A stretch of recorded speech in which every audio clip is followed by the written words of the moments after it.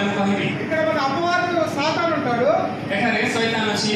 వారిని ఎదిరించాలంటే ତା ସହିତ ଯୁଦ୍ଧ କରିବାକୁ ହେଲେ దేవుడు మనకు కొన్ని ఆయుధాలు ఇచ్చాడు। ପ୍ରଭୁ ଆମମାନଙ୍କୁ କିଛି ଅସ୍ତ୍ର ଦେଇଛନ୍ତି। శిరస్త్రాణం ఇచ్చాడు, ଆମମାନଙ୍କୁ କ'ଣ ଦେଇଛନ୍ତି? ଶିରସ୍ତ୍ରାଣ ଦେଇଛନ୍ତି, డాలు ఇచ్చాడు, ଢାଳ ଦେଇଛନ୍ତି, దట్టి ఇచ్చాడు, ଗୋଟିଏ କଟି ବନ୍ଧନ ଦେଇଛନ୍ତି, చెప్పులు ఇచ్చాడు, ତାପରେ ଚପଲ ଦେଇଛନ୍ତି, హెల్మెట్ ఇచ్చాడు। ହେଲମେଟ ଦେଇଛନ୍ତି। అలాగే ସେପରି ଭାବରେ వాక్యం అనే ବାକ୍ୟ ରୂପକ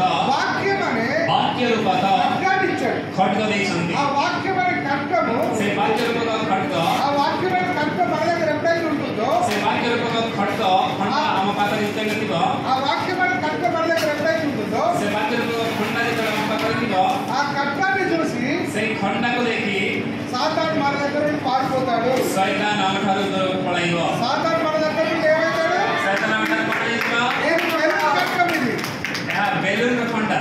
కానీ ఇది చూసి సాతాను పారిపోడు। ଏହାକୁ ଦେଖି ଶୈତାନ କେବେ ବି ଯିବ ନାହିଁ। మన దగ్గర ఏ ఖడ్గం ఉండాలంటే ଆମ ପାଖରେ କେଉଁ ଖଣ୍ଡା ରହିବାକୁ ହେବ? వాక్యం అనే ఖడ్గం ఉండాలి। ବାକ୍ୟ ରୂପକ ଖడ్ଗ చేతిలో ఉండాలి, ହାତରେ ଥିବ, హృదయంలో ఉండాలి, ହୃଦୟ ଭିତରେ, మనసులో కూడా ମନରେ ମଧ୍ୟ దేవుని వాక్యం అనే ఖడ్గం ఉండాలి। ପରମେଶ୍ୱରଙ୍କ ବାକ୍ୟ ରହିବ।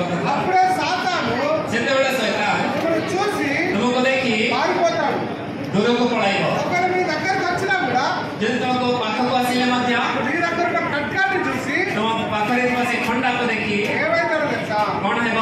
అమ్మో, ଆରେ ବାପରେ, వాడి దగ్గర దేవుని ఖడ్గం ఉంది, ତା ପାଖରେ ପ୍ରଭୁଙ୍କର ଖడ్ଗ ଅଛି, వాక్యం అనే ఖడ్గం ఉంది, ବାକ୍ୟ ରୂପକ ଖడ్ଗ ଅଛି। కాబట్టి మనం వారి దగ్గరికి వెళ్ళకూడదు, ତେଣୁ ତା ପାଖକୁ ଯିବା ନାହିଁ, మనం వారి దగ్గరికి వెళ్ళకూడదు ତା పాଖକୁ ଯିବା ନାହିଁ అని చెప్పేసి అక్కడి నుండి అడ్డే పారిపోతాడు। ଏହା କହି ସେ ଆମଠାରୁ ଦୂରକୁ ପଳାଇବ। నీకు కావాలా ఖడ్గం? ତୁମକୁ ମଧ୍ୟ ଖଣ୍ଡା ଦରକାର କି? అయితే దేవుని వాక్యాన్ని ఖచ్చితంగా బైబిల్ మీరు అందరూ కొనుక్కోండి।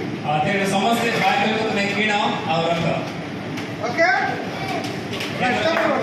ମନରେ, ହୃଦୟରେ, ହାତରେ ଜୋରେ ତାଳି ବଜାଇବ।